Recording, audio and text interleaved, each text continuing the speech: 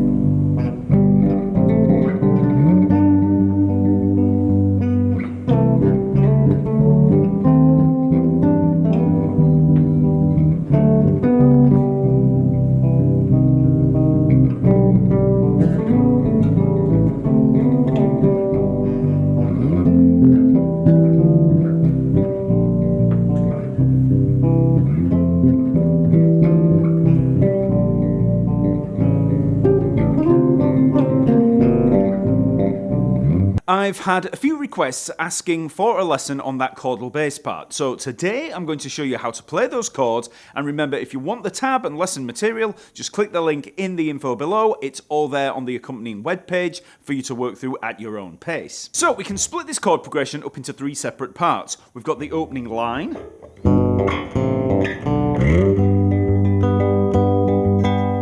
then we have this longer verse line that we can actually split up into a few smaller chunks.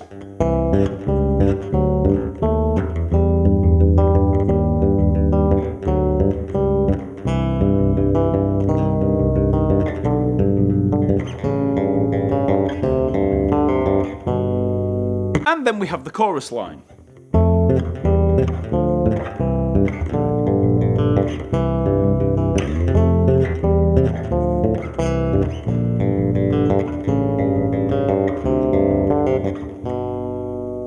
Once you have those three lines down, then it's just a case of learning the order that you can do by listening to the original song. So let's start with that opening chord progression.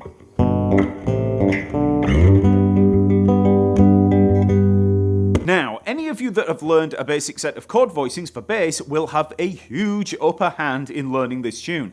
It helps to know at least a few chords, like the major and minor triads, and know them in root position and first inversion. So it helps to understand a little bit about voice leading too, because a few of these chords are simply a result of contrary motion in the voices rather than, basic functional harmony. I've got a ton of chord lessons here on YouTube, which I'll link to in the description below, as well as the chords for bass course over at the TalkingBass website. So if you feel like some of these chords are too challenging, I definitely urge you to watch those videos. But it is possible to just read along with the tab and learn the chords as you see them. Hopefully I've covered all the bases here. So we start with a good old G major chord. Okay, so that's going to be two Gs, which I'll talk about in a second. So we've got 3rd fret on the E string and the octave there at the 5th fret of the D string, and then we've got the B, 4th fret of the G string. So, and there's a couple of different ways that you could play this. I'm actually playing this with the 1st and 3rd fingers for the octave there of the G, and then I'm using the 2nd finger for the B on the top. You could use the 1st and 4th fingers there for the octave and then use the 3rd finger up on the top, but I find it a little bit easier to play that with the 1st and 3rd fingers. Now, some of you may be thinking, why is there no 5th in that chord? Because we've just got the octave and the 3rd on the top. In a normal triad, it's the root, 3rd and 5th. Well, there's a couple of reasons for this. One of them is that, for Blackbird, we're actually working around this G, as you'll see in a minute. We're actually keeping that G going. The other reason that you might do this outside of this tune is that if you play with the root 5th and the 3rd there, or it's just really muddy down on the bottom, and one of the main notes that you would generally get rid of in a chord is the 5th, okay? So as long as you've got the root and that 3rd in there, you've still got the chord quality, okay? So that's that first chord. And you'll see that voicing quite a bit as we, like when we move up here. Although we will be also using the root 5th and 3rd pattern later on. So, okay, so that's that first chord. And in terms of this hand, in terms of the technique, I'm using the 1st and 2nd fingers there for that, for the first two notes. So we're playing the G and the B together.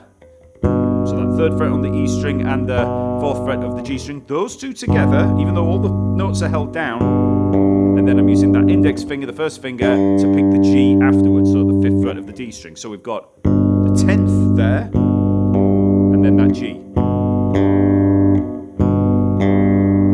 Next we move up to an A minor 7 chord, using exactly the same picking pattern. So the notes here are going to be A, G and C. So 5th fret E string, 5th fret on the D and G string. So it's all 5th fret. And the fingering I'm using here is a little bit odd. First finger, second finger, third finger. So first finger for the E string, second finger for the D string, third finger for the G string. Okay, so we're shifting from.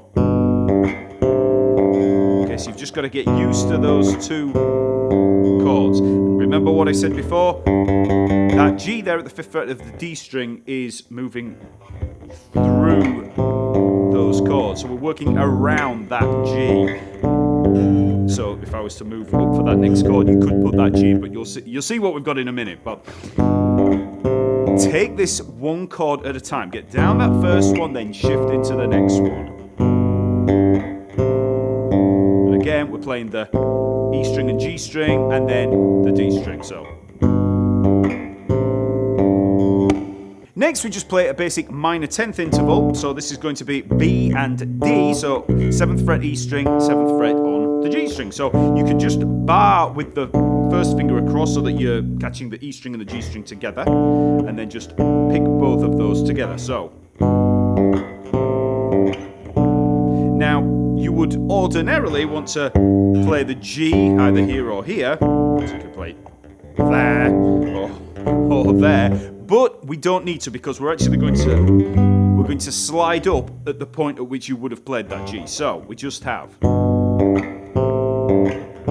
and then we're going to pick that B on the bottom, and then slide up, and then we're going to play the G chord that we played down here an octave higher. So we've got the G octave again. So that's going to be 15th fret on the E string, 17th fret on the D string for the octave, and then the 16th fret for the B up on the G string. So,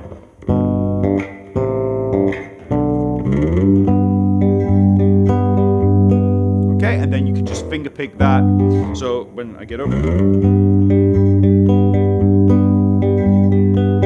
so I play the outer voices first, the E string and the G string, and then I just come down, D string and E string, so, and then back up, so.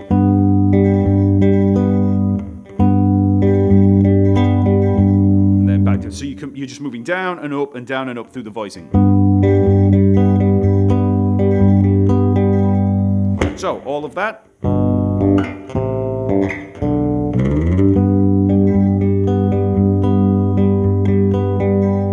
Now, one thing to be aware of is that we're going to be dropping all the way back down again, so don't arpeggiate all the way through. You know, because it's going to be hard to jump back down. So you just want to rest on one of those notes. So maybe play that, and then we're back down. So take it really, really slow and just work on that intro until you've got it down. As slow as you need to go.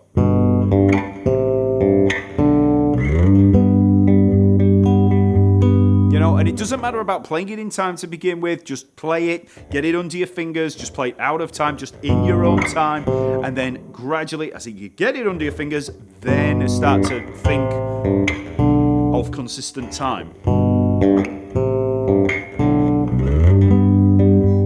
And then you can just gradually build up speed.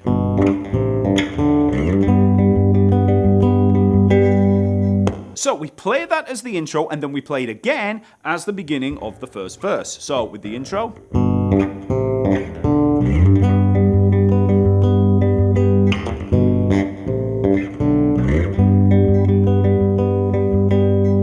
So then we move into this long stream of chords, and you're best learning this as several small sections. So we'll begin with the ascent from C major to E minor.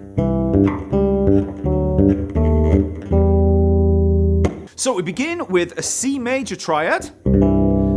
So this is going to be C, G, and E. So if you think of a C major chord, C, E, G, root, third, fifth, we're playing it in an open voicing. So we've got the root, the fifth, and then the third on top, okay?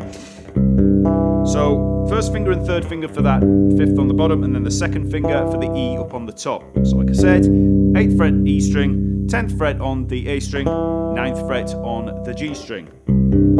Okay, so, and just as we did down here, we're going to have the two outer voices first, and then we play the middle voice. So the E and the G string, and then the D string, as we played before. For this one, we've got the E and the G string, and then the A string. So I'm using the thumb and the third finger, and then the first finger. You could also use the thumb and the second finger, and then use the first finger. It's completely down to you. So next we move into what is essentially an A7 first inversion, but don't worry too much about that for now. We have the D flat here, or C sharp, at the 9th fret of the E string, then the G at the 10th fret of the A string, and then the G up there at the 12th fret of the G string, which on its own sounds pretty dissonant, but when you put it into context, it actually just works nicely as a passing chord. So that's going to be first finger, second finger, and fourth finger across there. So again, outer voices first, then the middle. Then we have this, what is essentially a D sus, although there are several different ways that you could analyse this. And this is going to be 10th fret on the E and A string, which I'm playing with the first and second fingers, and then the F sharp there at the top on the 11th fret of the G string with the fourth finger. So, again, outer voices, then the middle. Okay, so then we have this, what is pretty much a B augmented chord, first inversion. So this is going to be the E flat there, or D sharp, at the 11th fret of the E string. Then we've got the G again, 10th fret of the A string, I'll come back to that in a minute, and the A up at the 14th fret of the G string. So,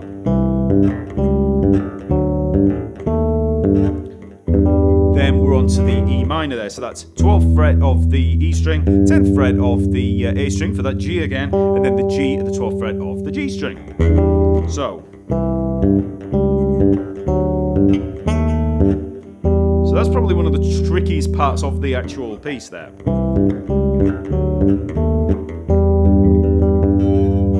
So even though you can analyse that set of chords as block chords, so C major, A7, D major, B7, E minor, but you know, as inversions, what's actually happening here is a cool little move where we've got this G sticking around in the middle.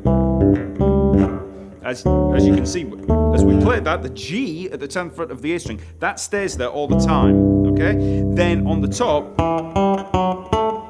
we have this melody on the top, and then on the bottom voice, we just have this ascending line. So, when you put those together, you've got the melody on the top, you've got this ascending voice, and this just stays in the middle. So whatever you would like to analyse it as in terms of block chords, what we've actually got here is a melody line, an ascending bass line, and this common tone of G throughout. So very, very classical in that sense. So we can then arpeggiate that E minor, and then the bottom voice of the E drops down to the E flat. So we keep the fingers there on the G, so the 10th fret on the A string and the 12th fret on the G string, and we just move that bottom voice down to the 11th fret. So then we can reverse back through the chords, just like a car, through the chords that we just ascended through. So we're on the E minor. Then we've got the D there, so the 10th fret on the E and the A string, F sharp up at the 11th fret of the G string. Top voice moves up, bottom voice moves down, so we've got the D flat at the 9th fret of the E string, G stays where it is, and then the G up at the 12th fret of the G string, and then we're down onto the C major again, okay? So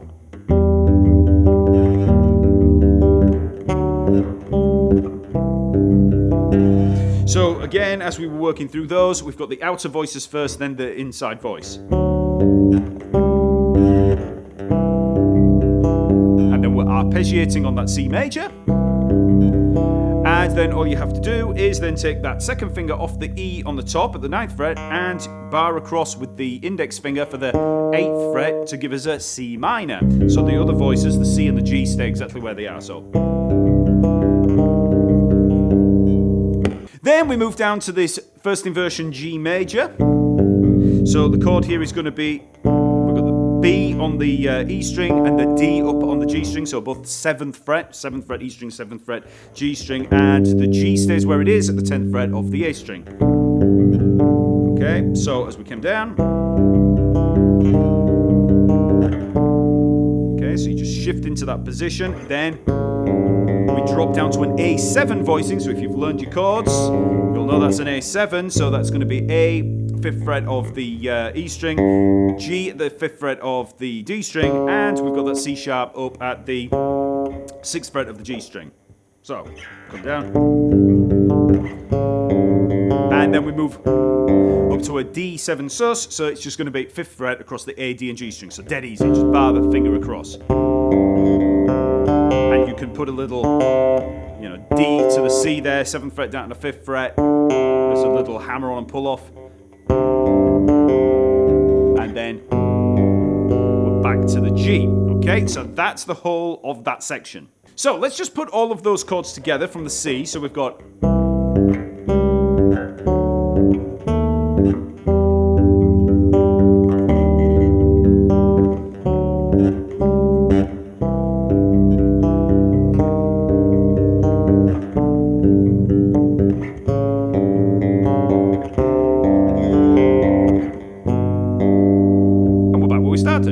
So the whole verse sounds like this.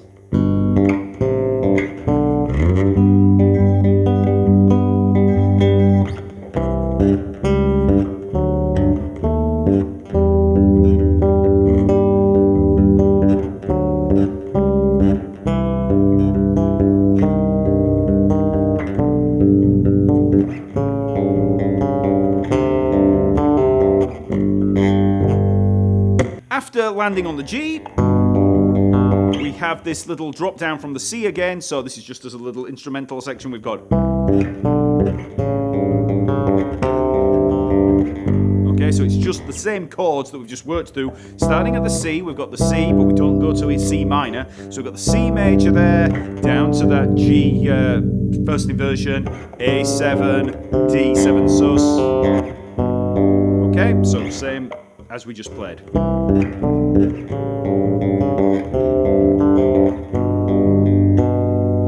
So that's the verse. Now let's have a look at the chorus.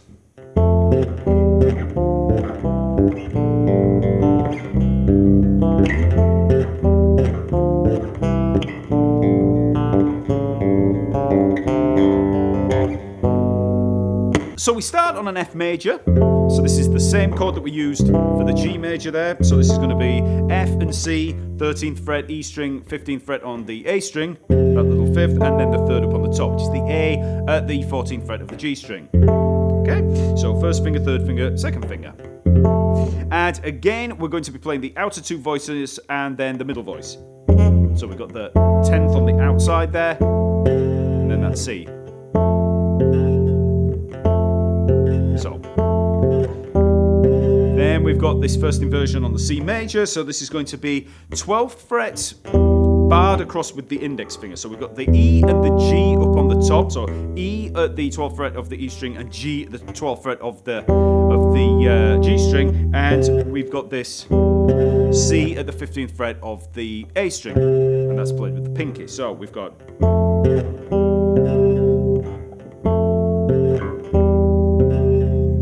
then we drop down through D minor and C major. So again, we've got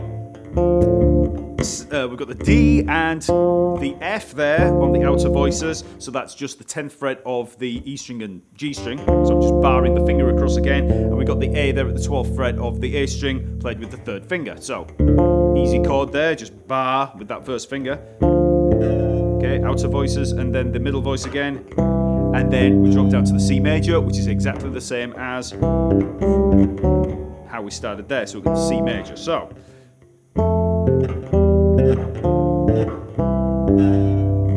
then Then we move to a first inversion G minor chord. Okay, so this is going to be the B flat there at the 6th fret of the E string, and then we've got the G and the D, so that's going to be 5th fret D string and 7th fret on the G string. Okay, so I'm using the 2nd finger for the E string there, then 1st and 4th fingers. Okay, so that's a G minor but with the 3rd in the bass, first inversion. Okay, so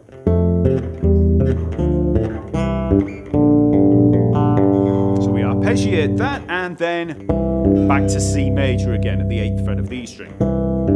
So.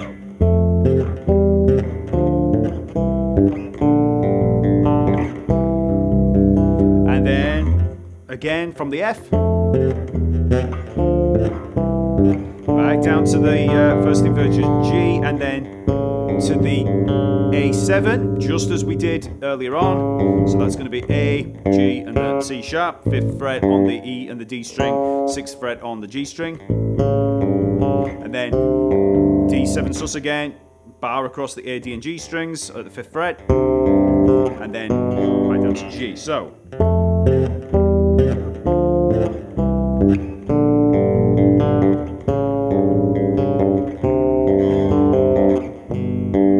So the whole of that.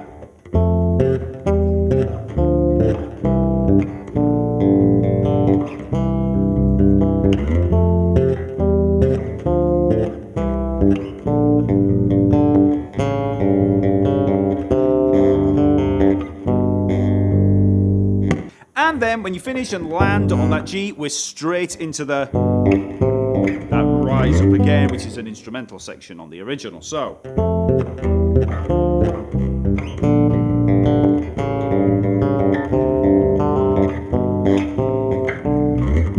Etc. So again, you want to play this as slowly as you have to get these chords under your fingers. Don't worry too much about the finger picking and clean finger picking and all of that at the start. Just get the chords under your fingers there. If you have to arpeggiate them from bottom to top, and if you've got to sit there, trying to find a way to put your fingers down, that's what it'll be at the start, because as bass players, that's what we're used to. We're not used to playing chords all the time. So take your time and just get the chords.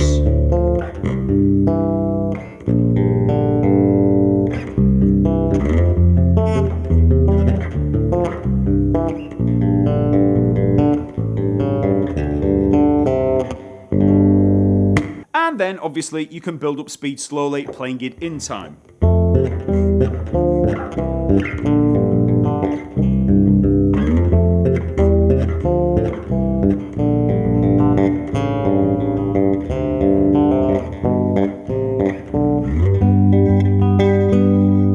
So that's pretty much all you need to know. Those 3 chord progressions will get you through the whole song, and if you're an idiot like me, you'll spend hours trying to play it into a looper cleanly before messing around with the vocal melody and maybe even a solo, God forbid. So remember, the tab for this arrangement is all there over at the website. Please like this video, subscribe to the channel, and leave a comment to let me know what other techniques you'd like me to cover.